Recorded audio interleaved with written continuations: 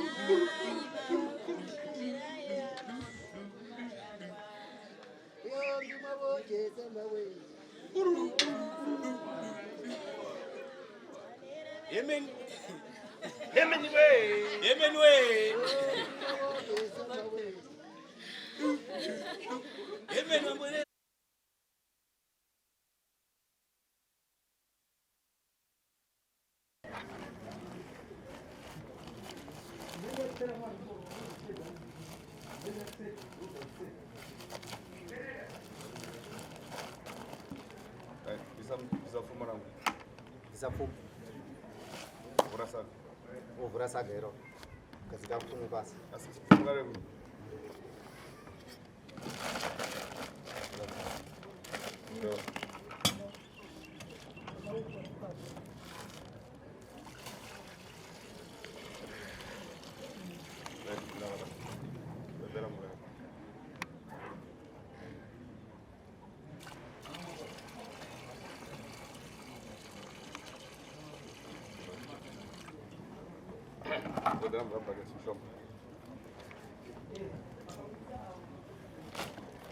Ada matuma msuguru.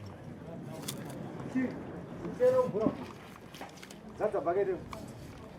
Sasa bagede. Ngariza, chocho. Alright. Nanga snabu. Nanga bara. Anasi ya mchonga kwa.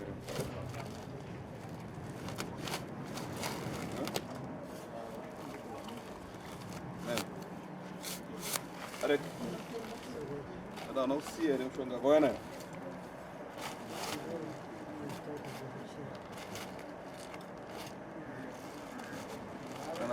Ngai juu ya mvura. Yapo. Ngai juu ya. Chop chop.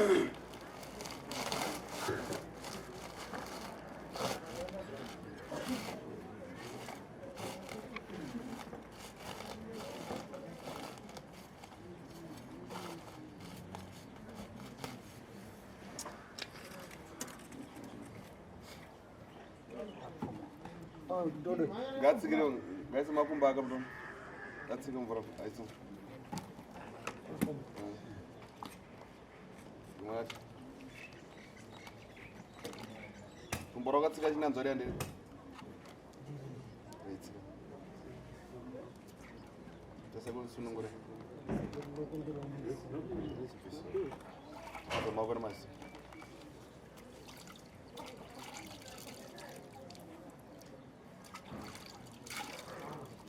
Digamos.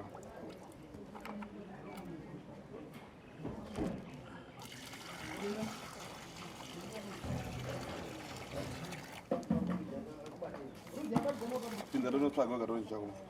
Pinza mongo Então precisa botar as canas bastante. Pedem.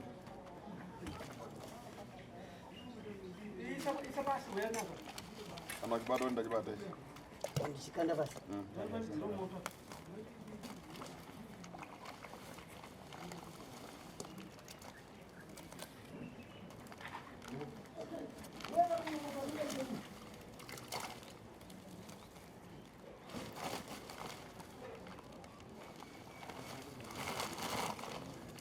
Isso está carregado.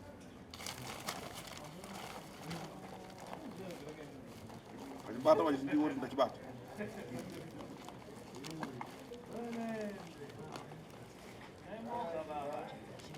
Mas bata.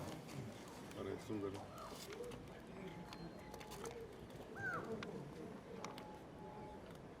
Deixa.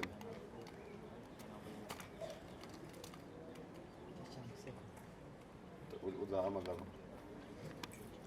Chicho changu seko basi.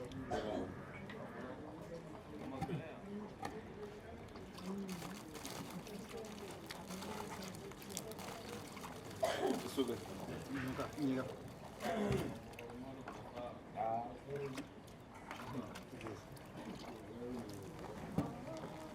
Uza amagalo.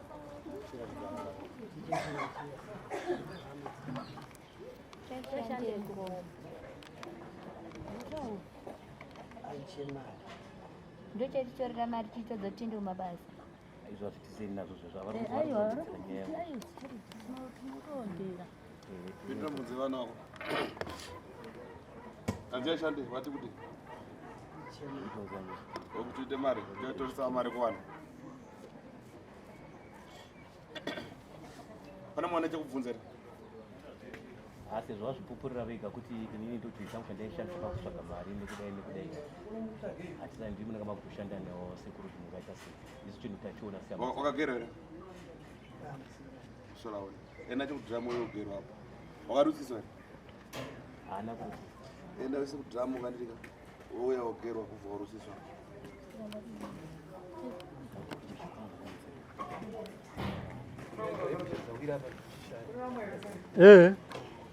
Manyara.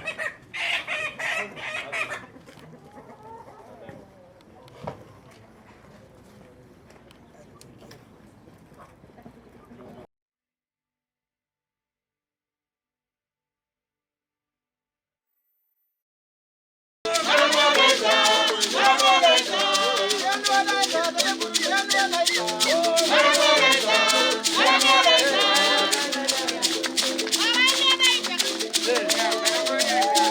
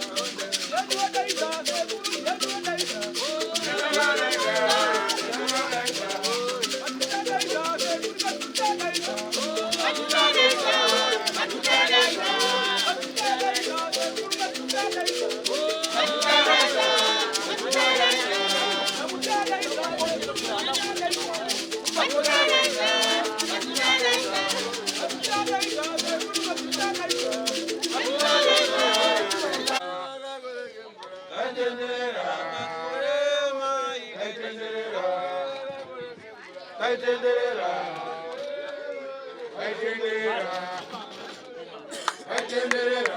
baru makan.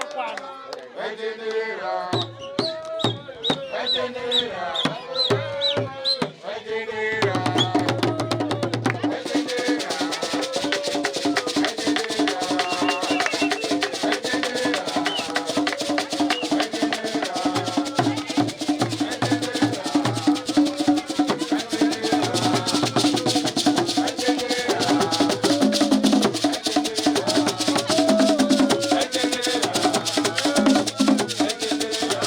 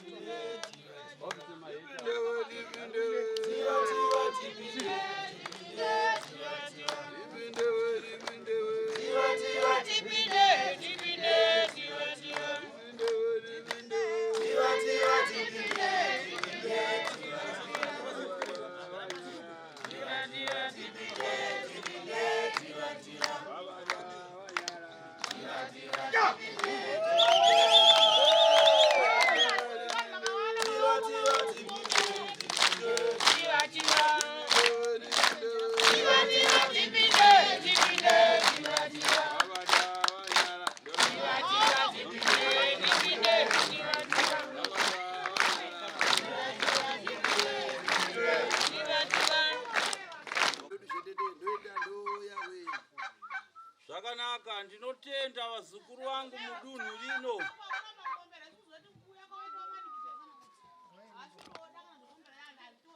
Sabhuku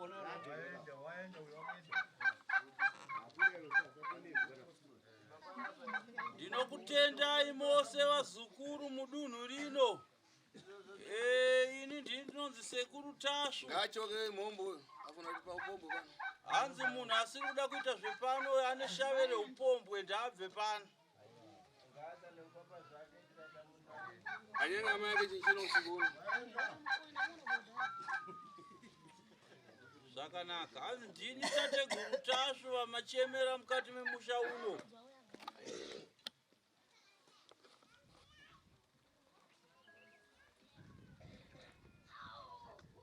Hapa ja kuyamba yamba imwe mwese bora kumachita pakandara bana bana nayo bana.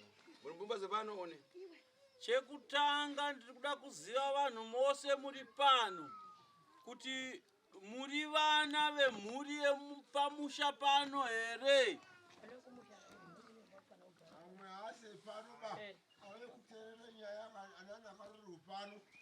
Chabwino.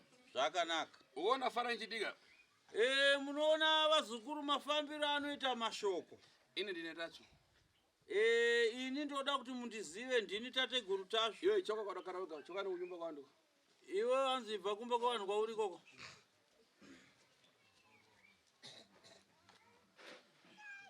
Ine nawo munhu wapesi-pesi.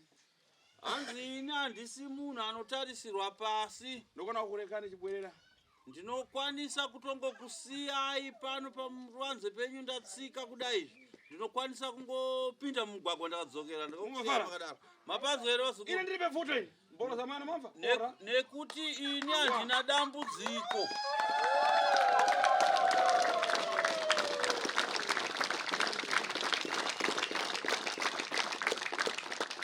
Akafuta ndimwe mandichemera. Hanzi imi mandishevedza muno mumusha menyu ndimi mune nhamo nematambudziko ina ndine nhamo eni. Ndiyangana ngomwe ya Sofia museu mchibwera kubonera palibe museu tangoranyi teri asiyabwera uza kutandizani mvuto. Iko zvino ndakada kuti ndikuudzei kubva kuHarare kwandabva ndafamba nemusango kuti ndisvike pano hapana mugwagwa wakanaka. Homwe yatateguru yatambura mumugwagwa mukuti ifambe isvike pano munzira mune makomba uye rwendo rwacho rwendo rurefu zvakanyanya. Mungafara.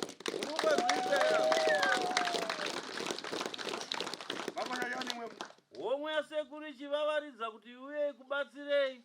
Pedzepo ndoona kuti imi ukoshi hwenyu hwamunawo ndeupi imi kuhomwe yatateguru wangu. Ora. Makapusa chaizvo. Imwe naye nachemana munango nduboni. Hanzi imi neni ashedza mumwe ndiani. Iwe Joe Daira, mbona usumuka. Iwe Jones Daira sumuka. Chop chop. Bwana. Hanzi uyako. Uwa. Tozizengwa tete. Chito akoenda kudzemwera so.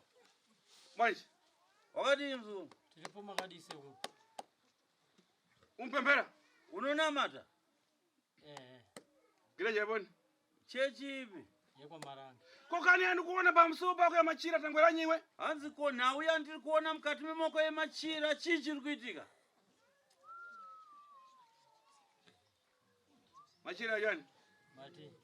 Hanzi nhau yandiri kuona mumaoko mako yemachira chii chiri kuitika. Chani chirachitika. Chii chakaitika panhau yemachira yemudzimu mukati memusha iwe. Ndachana kanochiziva ndiri muprofiti.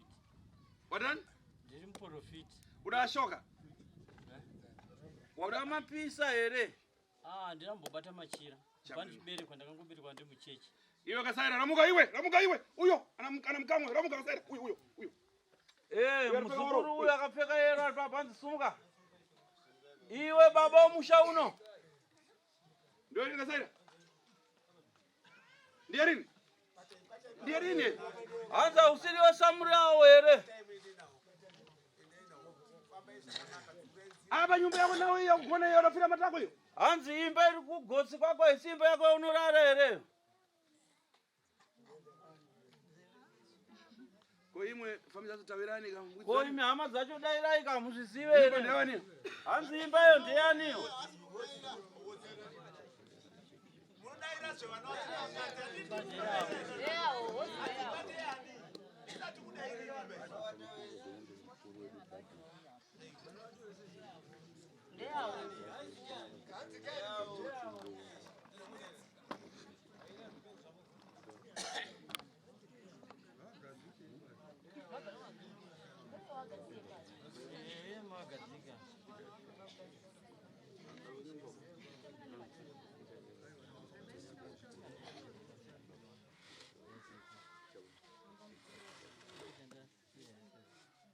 Ngabona khala. Hanzi yamgara. Iwe. Iwe gonyambira nzita kwenye. Iwe. Uyo apa seri pako uyo. Iyo kapfeka yelo hanzi yalipa seri pako akapfeka cheche uyo. Ramugare kitangwananyi. Hanzi ari pambuyo pako. Hanzi ale kisumuka. Uramba kagarire ko papa. Ausibonera ndikunongedzera.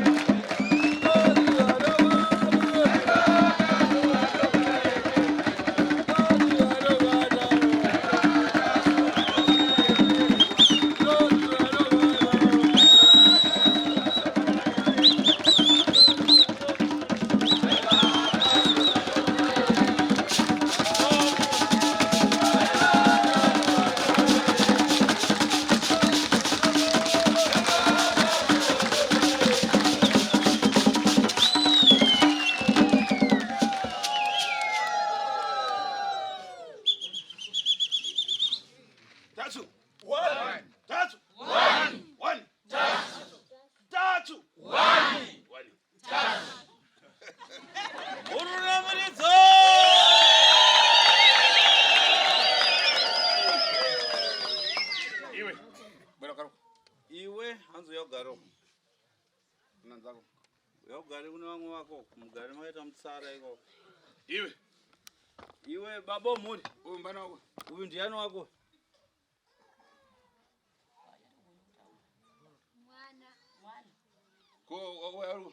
Ko mumwe kumucheto. Tambaradza makumbo ako mana. Mwana futi. Imwe mwese muri vatatu. Imi wakomana imese muri vatatu apo. Ine Tashu. Hanzi ini Tashu. Ndakupatirani. Ndakubatai. Pangane ofiti. Ndakubatai panhau yeuroi. Pana makani? Pana nenharo here nenyapa.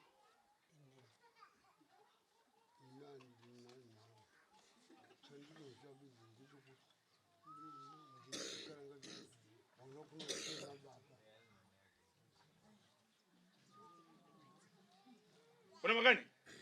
Hanzi une nharo here?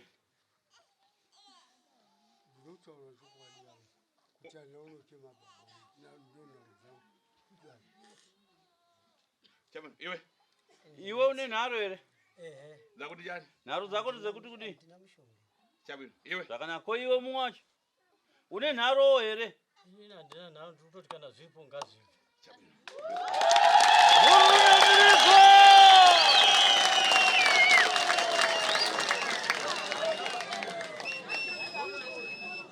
Uona huyu? Hanzi munoona here mukomana uyu? Anonzi Joe. Ndifuna kumutsuzura. Hanzi ndasekuru ndoda kumusunungura ndimuchenese. Na uyu madhara wacho. Na baba vacho zvekare ndoda kuvasunungura ndivachenese vararame zvakanaka nevamwe muri. Ndizvo here mukurinzwa shoko here? Asi uyu ari pakati apa uyu. Kana uri mari asitati. Hanzi nhau yake ndiri kuzomupedzerana naye ndiri kuHarare. Ngofara. Mapanzo here vazukuru. Kumatare. Ukamvari Tashu ampa antafauraya. Do vanhu rifudado vandifuna. Hanzi kana makanzwa kuti Tashu anouraya kana kuti Tashu ane nharo. Hai ndo type yevanhu yandoda kumboratidza mucherechedzo kunyika.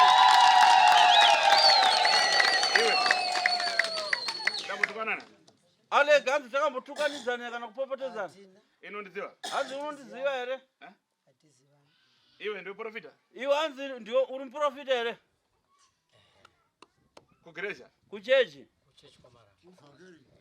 Mfangeri. Okay. H10. Hanzi itaiso. Ine penangu kana tuwamba. Kuti nditatu. Okona hapa. Ini matawangu ndaponda hapa nguwa. Hapa ndabwera pa refrigerator pano kuti ndiponde patsogoro pako seka. Na mnyendo. Omva. Hanzi pa upenyu wako kana ungosati wandiona waingonzwa kuti tashu ini ndine tashu wacho.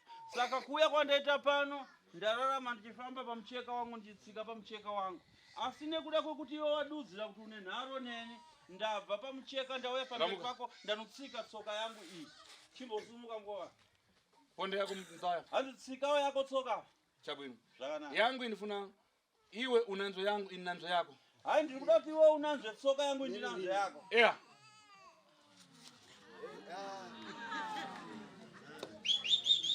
Ramuka. Hanzi sumuka. Ayo ndo zvari kuda. Hatari kuda nenharo. Hatari kuda nenharo.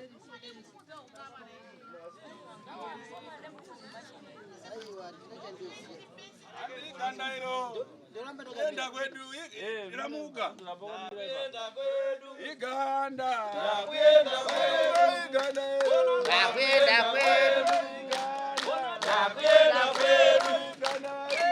Kwenda kwedu. Chakuda. Chaku. Kwenda kwedu iganda iro. Kwenda Chaku. Kwenda kwedu. Chaku. Ikani tosani zvanika. Ura bashi mugonesa. Pana muntu matsayo kana makani mazi.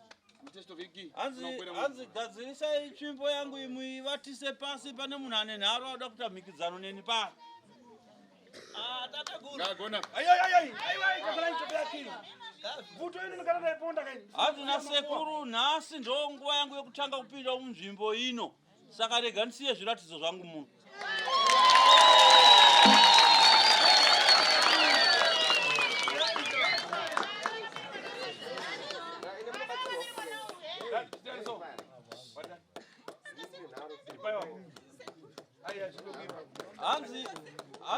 Hanzi baba wako ere.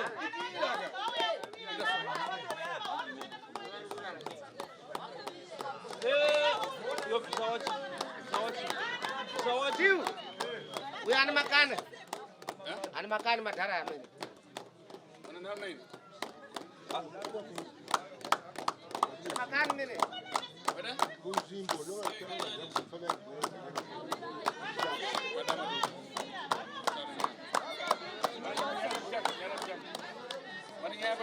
Hanzi nyako kuti no inini ndinonga chitongamira akuru ini muri kuziya Aya itaroda tarsa. hanzi taura kwatariso. Kwakudai. Inini ndiri padzidza pamunyono. Munyono ndoupi? Munyono pambiri apa. Ndinotaza kuti akomana ere ana mukoma mese naanun'una navana vese pinda mugwara raifo. Wewe pana boru yani. Uri chii chepamusha uno? Ndiri baba mwana uyu umuzukuru wangu. Ndadaidzwa ini. Oya kamira ndiani? Akamira uyu ndiani wako? Uyu mwana muzukuru kuti mungati muzukuru. Okay. Asi muzukuru wangu mukuru ngo. Taura tinzi. Ai nyamarani. Nyarara muzve munataure. Asi mutizi. Muti mwiro. Inde. Inini manje kuti zvakanaka. Madzikoma angu ese ndinoti kuma kuti awana kumere. Family channel alifamba na baba matsitse guredu. Ai dai. Saka iwo hanga shirama. Ausika izo azipinde msiporo imwe chete kuti ngende. Ngati zvakanaka. Ini kana dare remusha kati vasungwa wano dare kuti anotongwa handipindi popa kune madzikoma ari mberi kwangu ini ndiri number 7 unakura ari mberi kwangu saka ariko andipani pamusoro nyaya idzi wakawanda urongwa bezi uripo bazi wega apa ukumva awa ndawapata kana ufiti kuti tani nazo hanzi ava ndo ndawabata panhau yehuroyi iwo uri kuti wokudii nazvo ayera aya mabata mabata murunamirizwa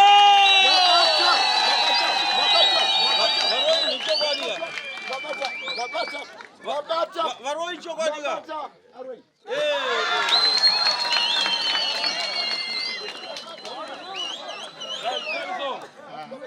Babata ndape moto abati.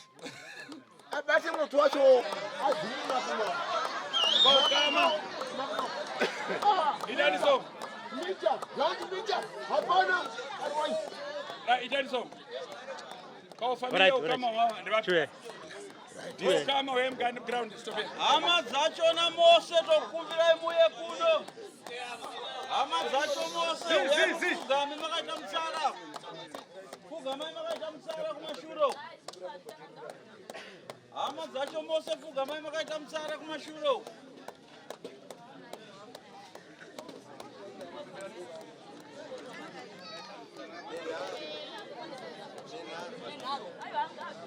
Yamra yindi kudasi. Right, one. Awara karabasa wawili awa na naro. Kuda usumge atatu. Usumge atatu. Kuda watatu wasimuke. Right. Pana mzuguru ile mzuguru wa mwisho.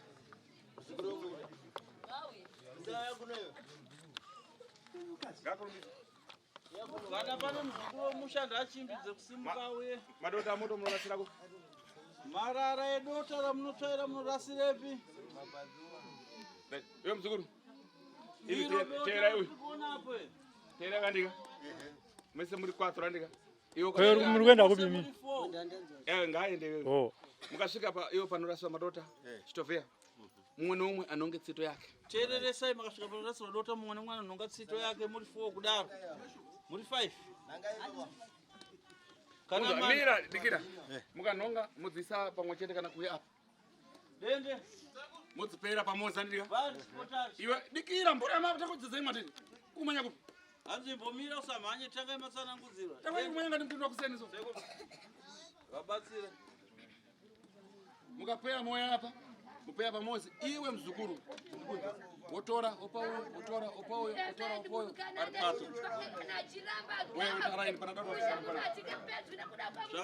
Kana vanhu vangatsito dzavo mudzisapa nzvimbo imwe chete mudzikuya muvagovanisa ufu hwetsito idzodzo voya pano vaite musara datu vapinda. Andeka munarasa kumadota. Munarasa kuti.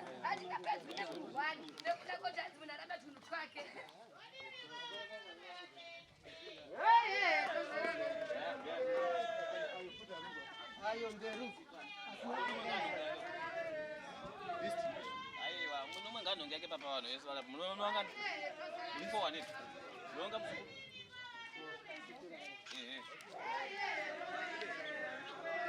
Munonge. Ade yapo, sakaitwa moto ndatu munokwira. Sakaitwa. Bare, vana dende.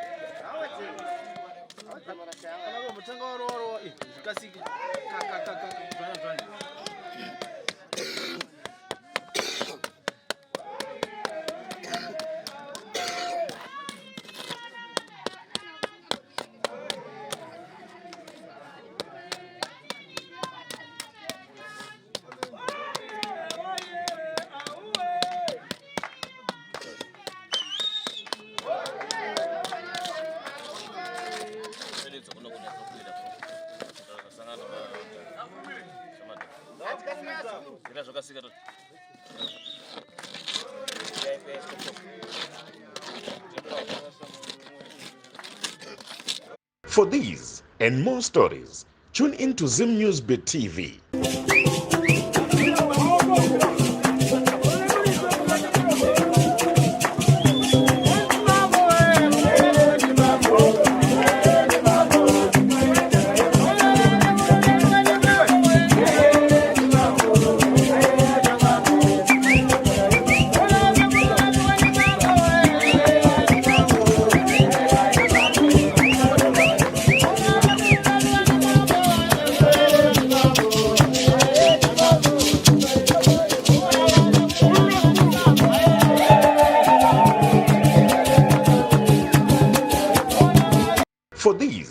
and more stories, tune into Zim News Bet TV with Robert Tafumani.